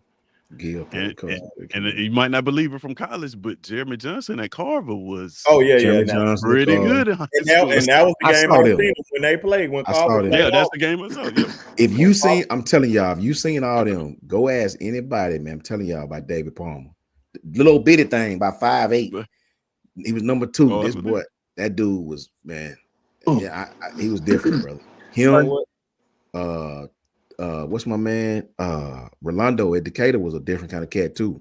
Boo was that size at Decatur. Just nobody could do nothing with him, man. Nobody could do nothing with him, man. It was just different. I think that's one guy. I'm gonna make sure that we get on the pod one of these days. We definitely get David Palmer up here. David, the best player I've ever seen in high school. I'm gonna try to do it before the end of the summer. Y'all hold me to it, and I want Coach Sean to just be fanned out. Because I'm telling you, it's certain guys Pop a That I'm gonna cherry, bring boy. up here one day and just gonna be fanned out about it. I don't care because it's That boy how I was feel different. about it. That because yeah, man, you hear a lot of stories about David Palmer for real. That A boy lot of was guys. different. I Telling you. watched them too. Telling you, that boy Al was different.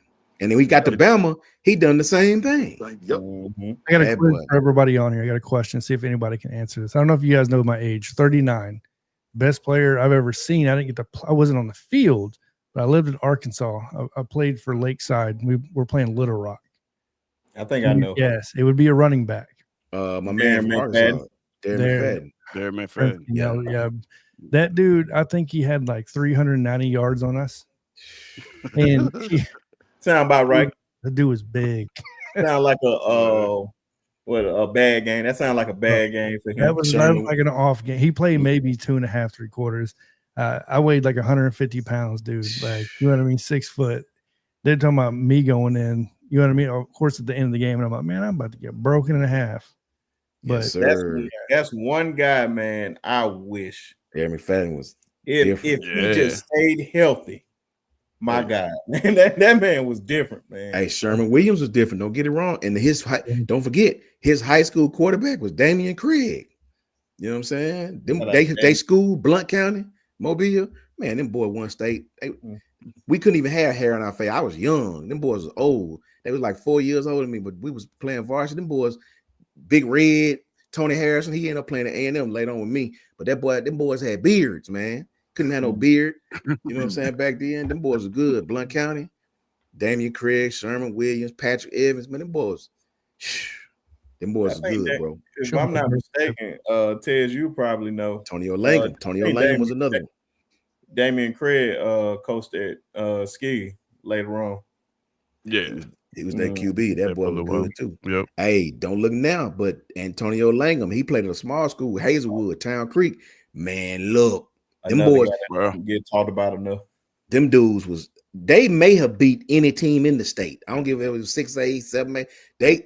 Everybody on their team was just awesome, bro. I remember it was a team called Emma Sampson that was really, really good. And they slaughtered their ass. You know what I mean? And they was just like 2A. Shout out to Aaron Goob, my former college root. He stayed across the hall. They cousin Aaron, Alabama A&M representative, Aaron Goob. What up, Aaron? Saputo. He know what I mean. Yeah, man, them boys was good, bro. We had a lot of good talent here, man. A lot of good talent. Now, I know here in Alabama we've seen some, but I wasn't in Texas, but apparently Kyler Murray and Matthew Stafford were amazing. Were both amazing in Texas. Texas legends. Yeah, I never get a chance to see them. People say that Kyler Murray is hands down. They say the best player they've ever seen. Yeah, I've heard people say that before. David and I know Malik Willis also in Georgia in high school was amazing. Coach back in the day. Now I'm from Mississippi, but Mississippi Bama has picked up a couple of guys from Mississippi, and I can name you 3. But one that sticks out with me is a guy by the name of Deshae Townsend, and he came from a high school called South Panola. South Panola was better known as South Panola University. Who did you say, Piano Man? Mine froze up for a minute. Who did you say?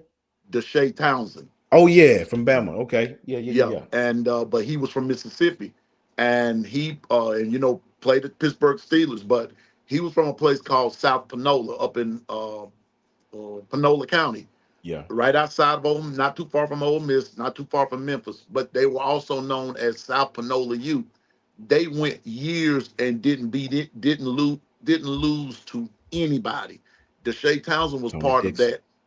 Then another high school player happens to coach at Alabama right now, Robert Gillespie. Was an awesome running back, and they called him Deuce. And Florida scooped him up. He wasn't even going to go to Florida because he said, y'all don't throw the ball to the running back enough.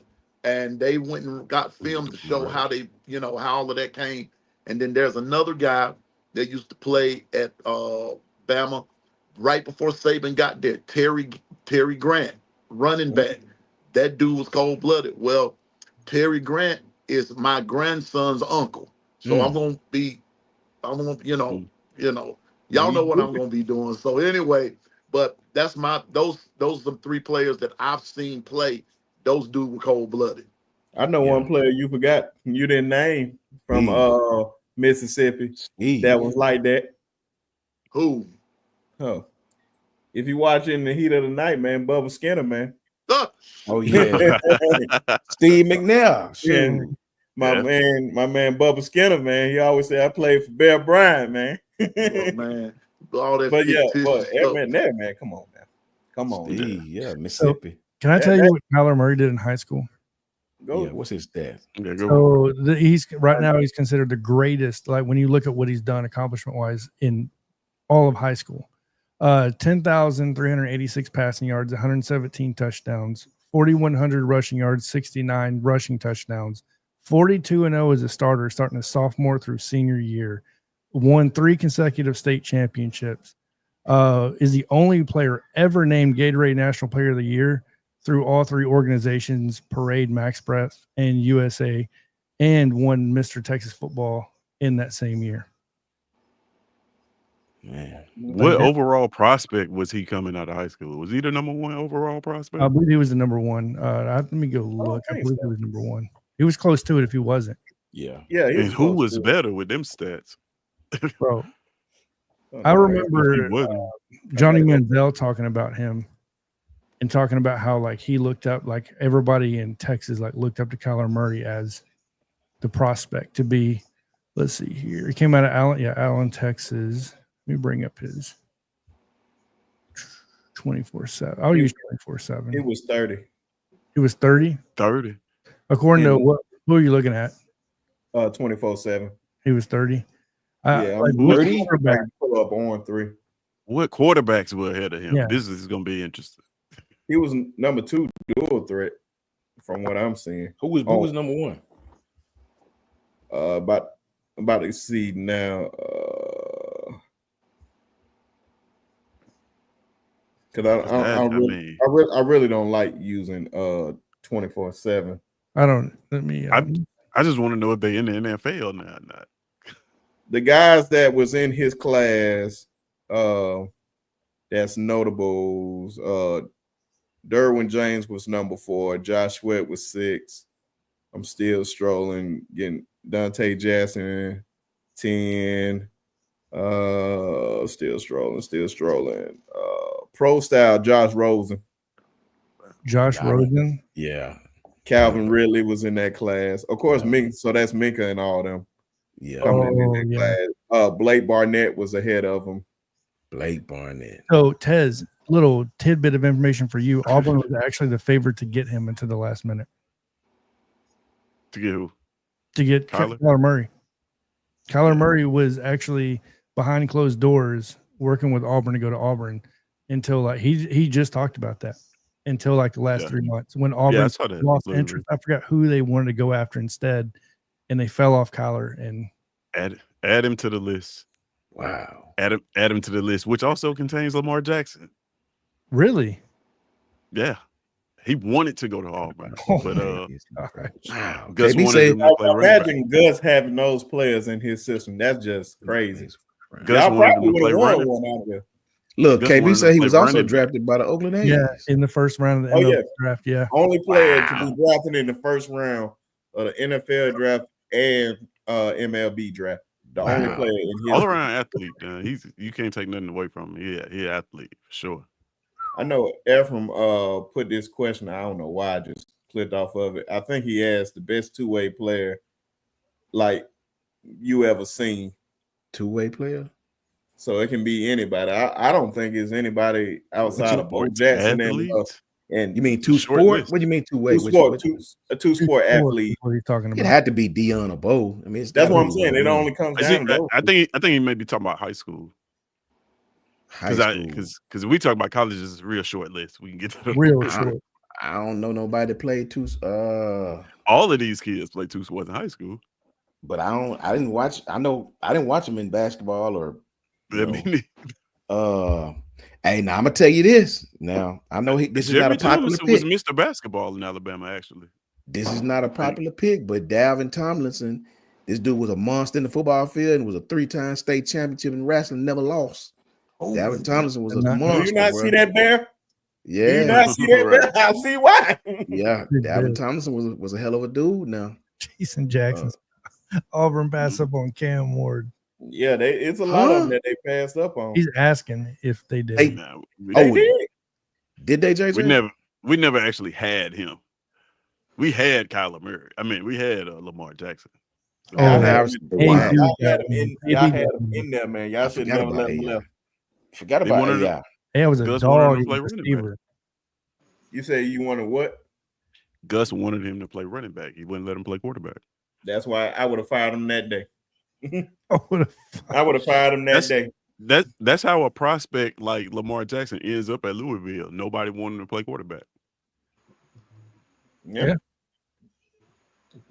sounds. And Yeah, he's had that chip on his shoulder. He still got it on there now. Coach Still Carr, my driving brother, him them to this day. interviews, man. Yeah, Hey, we Coach see. Carr, that's good stuff, my brother. That's good Oh, stuff. oh yeah, what he text. Yeah, man. Yeah, That's yeah. good We, stuff. we ain't gonna spoil that one. Yeah, I We ain't gonna even just- say it. Facts. Facts. Yeah, Allen Iverson is definitely one of them. But Yeah. He was a quarterback, was a dog too. Yeah. man, say how you think you the best player in football, which I was, and become an NBA Hall of Famer. Which Yeah, they say he was is. better than Michael Vick. See, Michael Vick was rivals in high school Mhm. Man, we're talking about practice. in Newport News. Yeah, That's been man. track That also. that is crazy. And I had to just think about it, man. Just like I don't want to just say Deion and Bo, because that is just too easy. That was like I'm trying to think of just like high school that I seen. You know who you could probably throw in there in all seriousness if he would have played at Charlotte Alabama. Ward. Well, Who? Kool-Aid Molly McKinstry. Ward, yeah.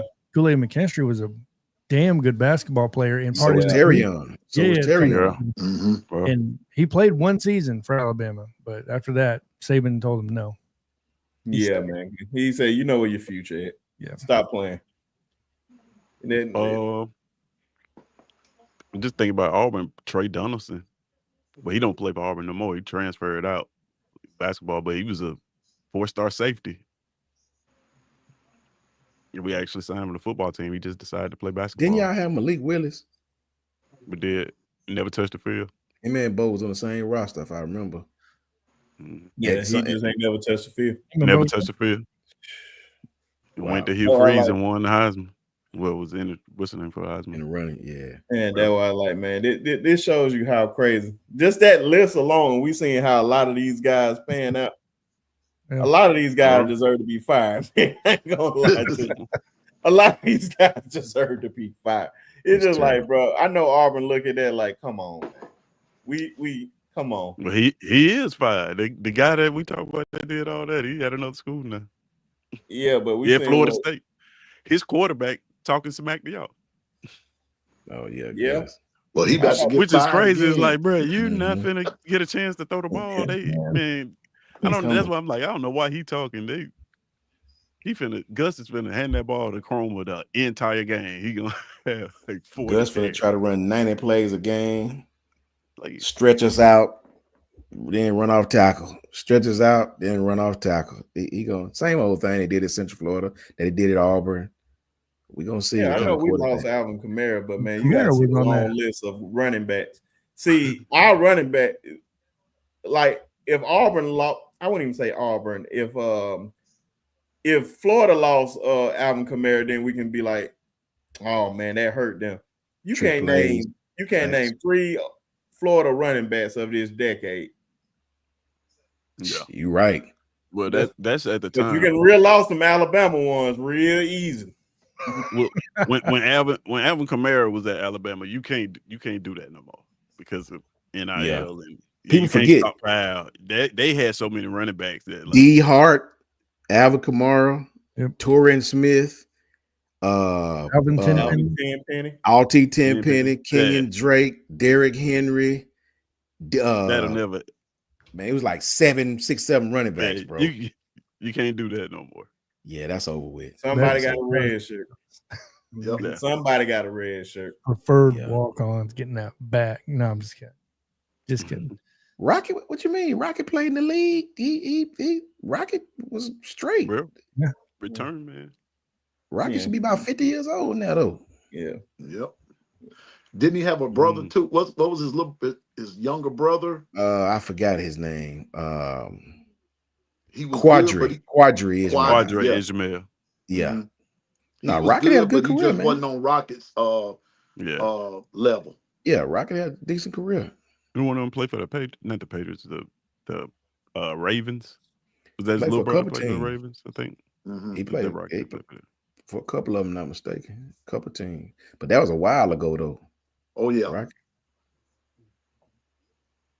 I was about to say, before we get off here, I know it was one thing I wanted to talk about.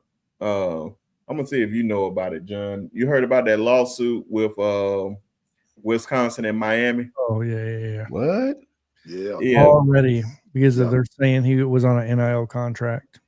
Who? You remember that guy? Explain the situation. So essentially, the guy was at Wisconsin. He signed an actual NIL contract, and part of the contract is you can't have any. Once they're contracted, other teams cannot contact you. Yeah.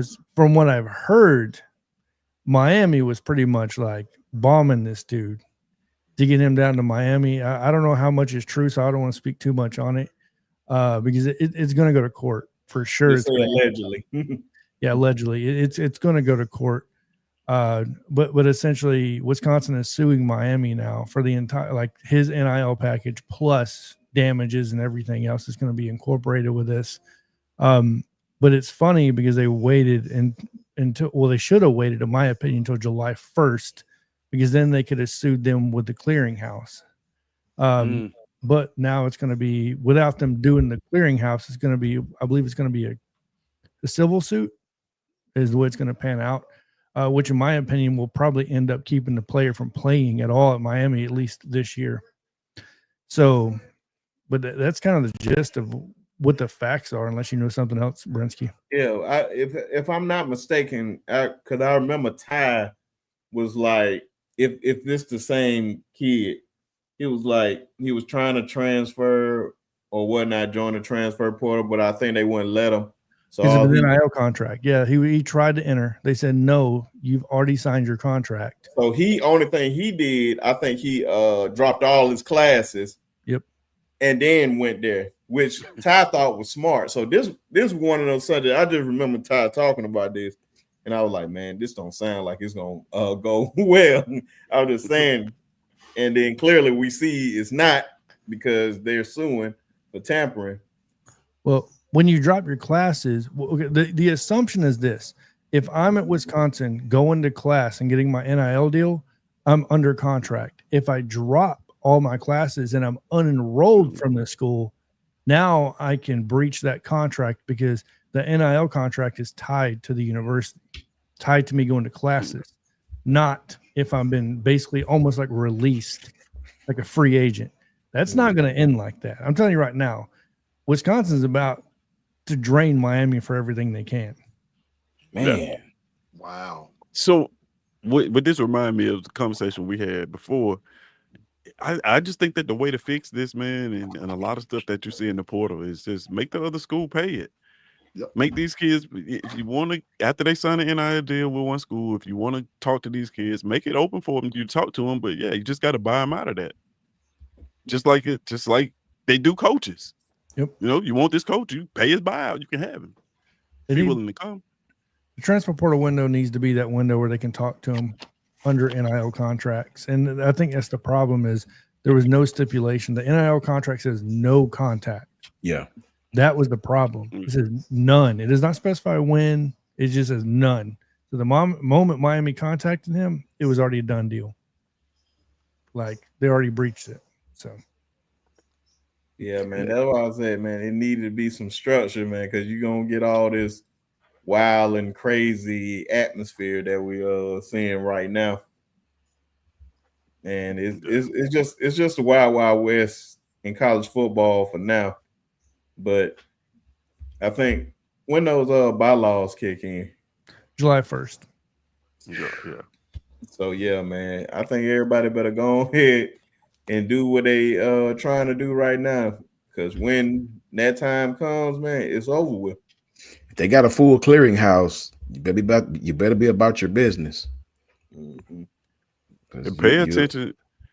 I'm gonna say pay attention to what's going on in recruiting too. Like don't discount that 105 It's a fact. roster limit. There's some teams that didn't manage it well. I think we're one of those teams. Some teams that manage it well. I think the teams that you see who's recruiting is picking up and they're just picking up kids left and right. Like Alabama, they managed their roster well and they were prepared for this. Remember, man, you're gonna have Some a cap. triple I teams up. Yeah. So you can't just have 35 stars no more. You got, like John spoke about this, you got to pick and choose where you're going to spend your money at now, because you know that cap, you know, you you got to be careful.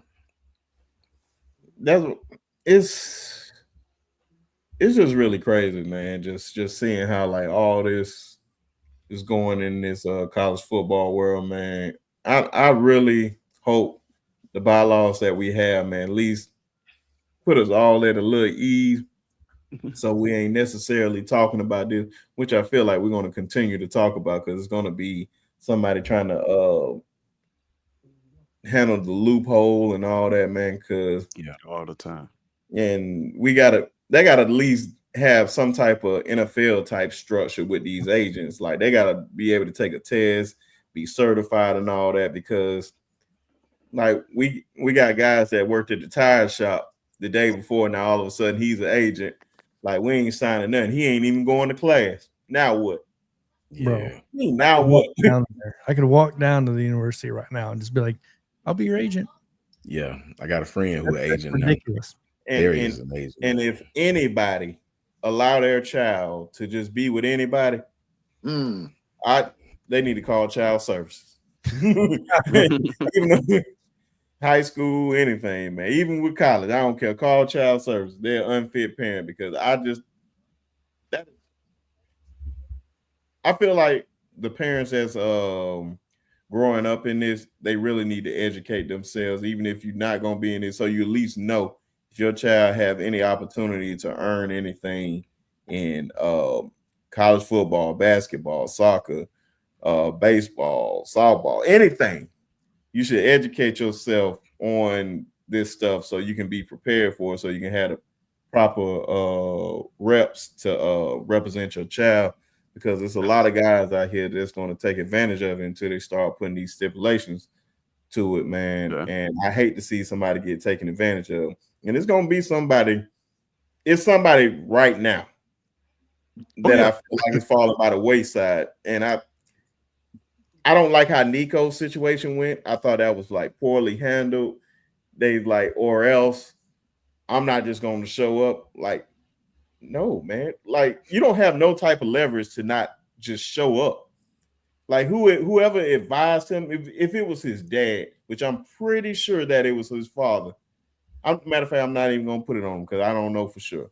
But whoever told that young man to just don't go to practice is a fool and don't care nothing about it. And they only see dollar signs. And then you go to the worst state of all when it comes to NIL money-wise, because it's going to get taxed like I don't know what in California, man.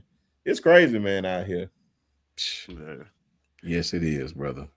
Yeah. I mean, I don't, bro, I put the onus on the NCAA.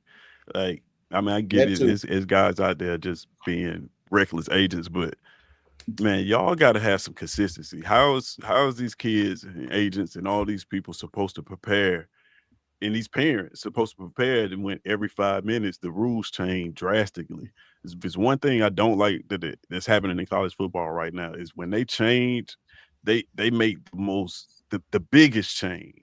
Like even with competition, you go from 4 teams to 12. Like, can we gradually walk into our problem? That way we don't have to like take the lid off this thing and then try to reel it all back in. Like, can we get some type of consistency where we're gradually making changes so people have time to adjust? Right now, it's just like every year, this whole system is different. So I don't know. I don't think any business, I don't think any business is sustainable like that. If you changing every part of it every year, like it's not gonna work. Yeah, man. Well, I know we said a lot. I know hope hopefully all hearts and minds cleared or whatnot. But appreciate everybody joining the show, man. It's been always a great one. Appreciate everybody being in here. We'll probably take one more question, just like a quick one, and then we gonna get up out of here. So before we my fault. Oh, those guys talking in the chat. Appreciate everybody, man. Make sure you guys hit the like and subscribe button. And I'm gonna let the fellas shout out their channels and stuff while we until somebody put one more question in there. Just make it a quick one, quick fun one. But let me put y'all up here so we can get up out of here. Oh my god. Obviously, Bama Standard Network. I'll be over there. Then at Bama Fan Podcast on X and TikTok, and my channel as well, Bama Fan Podcast. Appreciate the invite. Obviously, Brinsky, Coach Sean, Piano Man. Yes, sir. It's always good to see you guys talk some football. KB, Larry, everybody in the comment section, man. Obviously, Susan, Ephraim, everybody, on and on and on. Obviously, yeah, I always love getting on here talking football. Couldn't do it without you guys. Of course, man. Appreciate Pastor B coming up in here late, man. Right. What's good with you, homie? Pastor B. Good to see you, man. And everybody from Larry Lars to Latoya, DSGB to KB, JJ, man, Miss Susan, Ephraim, Mimi. Appreciate all y'all sticking around. And I'm gonna let Piano Man go. I forgot. I'm acting like I was on screen. My fault. Again, thank you, B Sharp for. And one more thing. My fault, Piano Man. Go ahead. John's YouTube channel is in the chat. It's clickable. Y'all going over there. If you are not subscribed to his channel, go on, click on the link, and I'm gonna add the rest of the guys to the chat. Just sub, John, with my work channel and this one. Oh, say it again. I was just telling John that I had subscribed my work channel. Oh, and I got you. Oh, okay. But go ahead, Piano Man. My fault. Yep. Once again, B Sharp, thank you for always inviting me, and again, thanks to each of you for supporting the long run with Piano Man and B Sharp, Coach. All of y'all, thank you for coming by the morning run every morning, because I'm just bored, and so I just decided to do this every morning for the summer before I go back to school. So thanks for everybody for just supporting. But you can see me every morning from 8 to 9 or whenever they decide to let me go on the long run with Piano Man, and twice on Monday, 8 to whenever, but 5 to 7. And then don't forget, every Friday night, Piano Man and KB keeping it a buck. 8 o'clock Eastern, 7 o'clock Central. Everybody west of Texas, you know what time it is for you out there. So that you catch Piano Man right there. Up to 208 subscribers. If you haven't, you know what to do. So, but again, thank you for all your support. Yeah, man. It's up in the chat too, man. What you and KB about to be doing on them Friday nights, man, is dope, man. And I'm glad that you got bored, man, because you be entertaining me in the morning. I just have it playing. Why you playing, man? You keep doing what you're doing, man. You're gonna mess around and get monetized before the end of the summer or close to it. Yep. You're doing a great thing going sometimes even twice a day. So man, I'm glad to say I know you, man. I'm proud of you.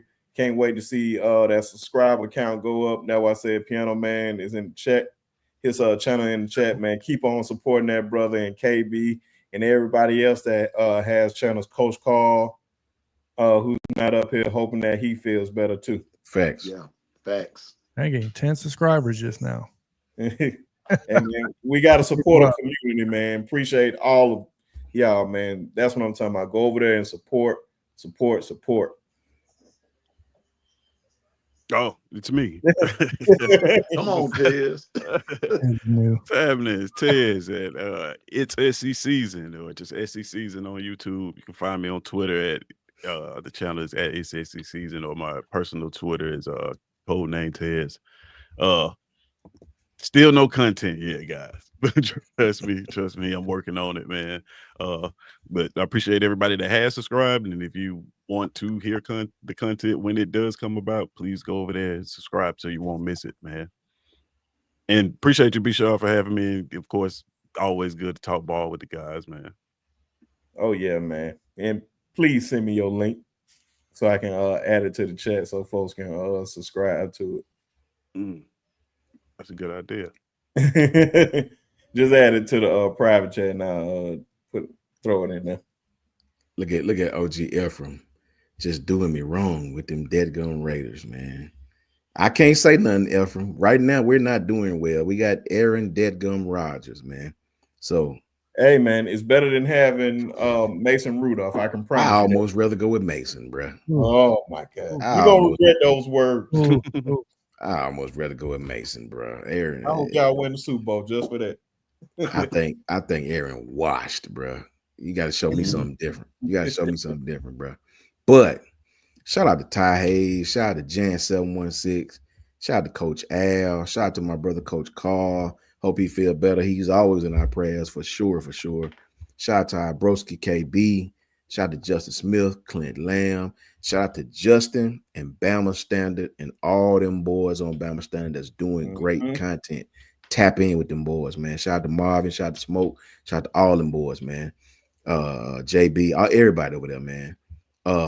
My brother John doing big content, much love. Still got the Bama Standard tie-in, still doing his own thing, you know, doing his big thing. Tap in with Piano Man, channel growing.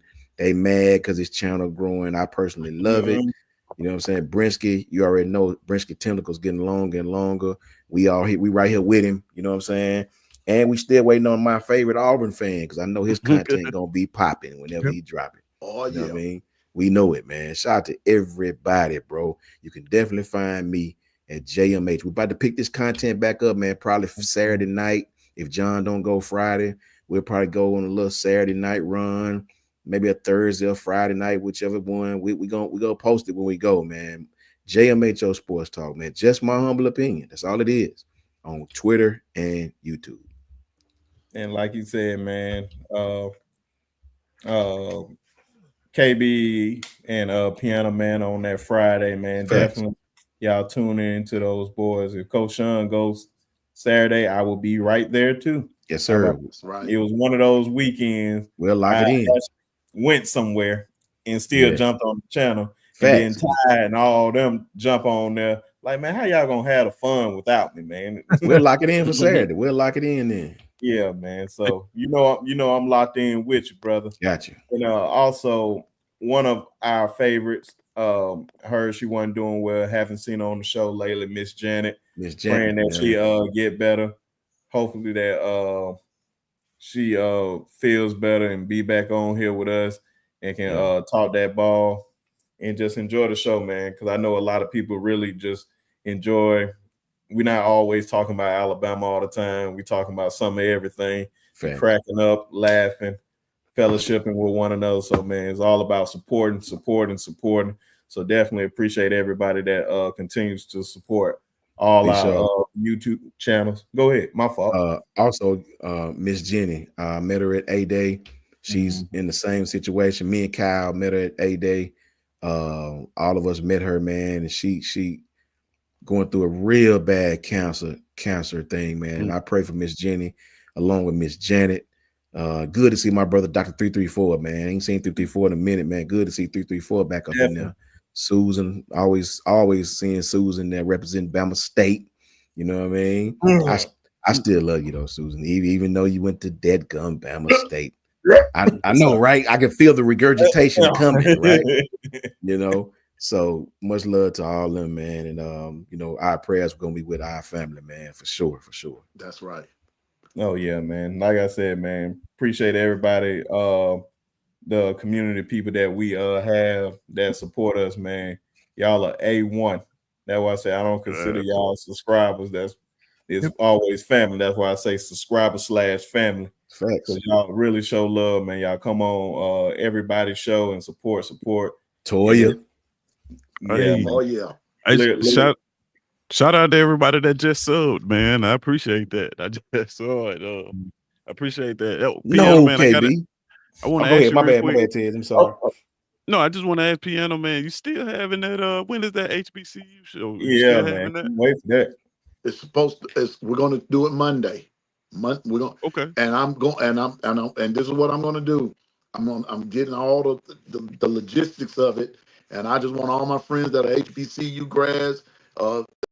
Family HBCU. You desire to be HBCU? Come on, cause we're gonna do this all day long.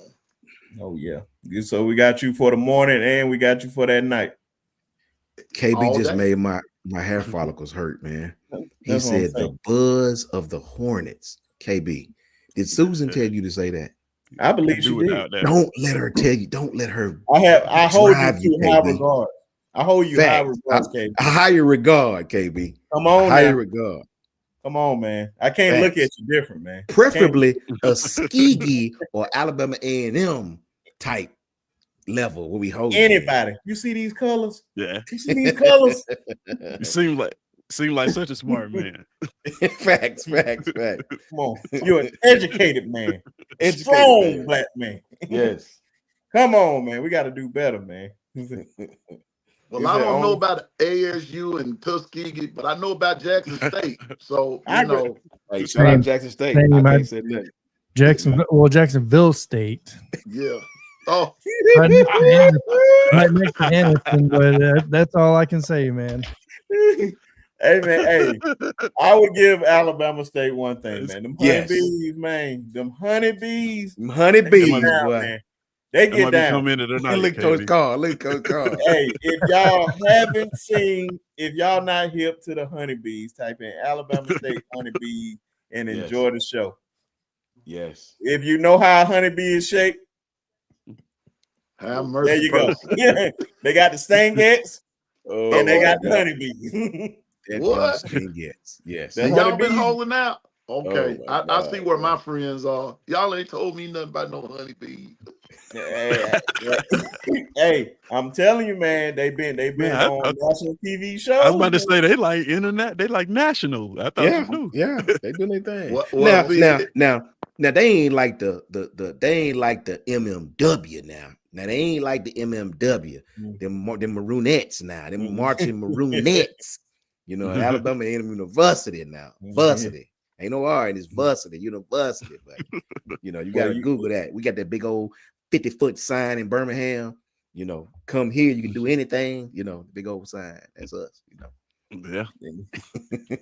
Tried to buy the campus in Birmingham too. You were there with my boy Jason Lucas, Fox. Oh yeah, play high school ball. Him. Last second recruiting news: Tank Jones is probably about to get fonged to Alabama. His dad came out and made comments saying that Alabama is not trying to sell my son. If you want to be here, they want you there. If you don't want to be there, they let you move on. Boom. There it is. I love that. God dog it, John. That's Saban awesome. effect. That's awesome news right there, man. Sound That's like a awesome coach. news. Look, Brinsky. Sound like a coach that we all know. Sound like somebody else, don't it? Here's the exact quote. Tank Jones' dad says, everyone is giving us a sales pitch when we go on these visits, but with Alabama, they want us there if we want to be there. If not, they say, just move on. Keep it moving, kid. You don't want to be here, keep it moving. Facts. Don't make the decision about the money. You're not going to be happy. You're not going to play well. Go where your heart say go. Hold on, Piano Man. I think my wife said that wasn't the right link for you. I don't know how. Oh, no, that's the right link. That's the right link. I'm not crazy. It's the right link. But of course, man, appreciate everybody. Make sure you hit that like, comment, and subscribe button. Of course. I think I put everybody link for their channels. Appreciate everybody subbing over there.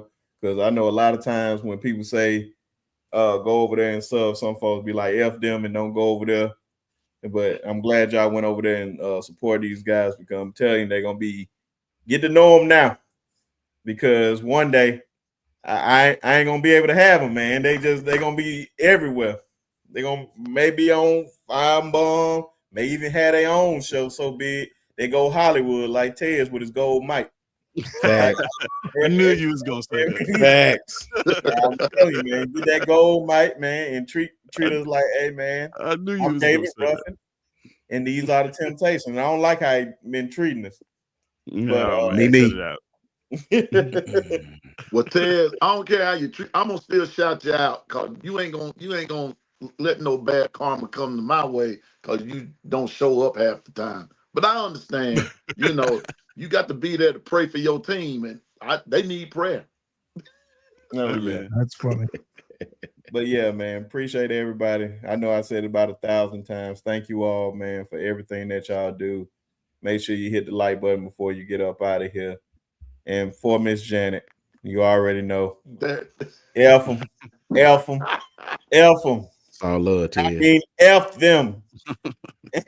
And I'm trying to figure out what, like I said, each week or every episode, it got to be a different Auburn. Somebody in Auburn that I like that I got to take off that list. And I don't know. Tez, I need somebody. Give me somebody that I would like. That you don't like? No, that I like.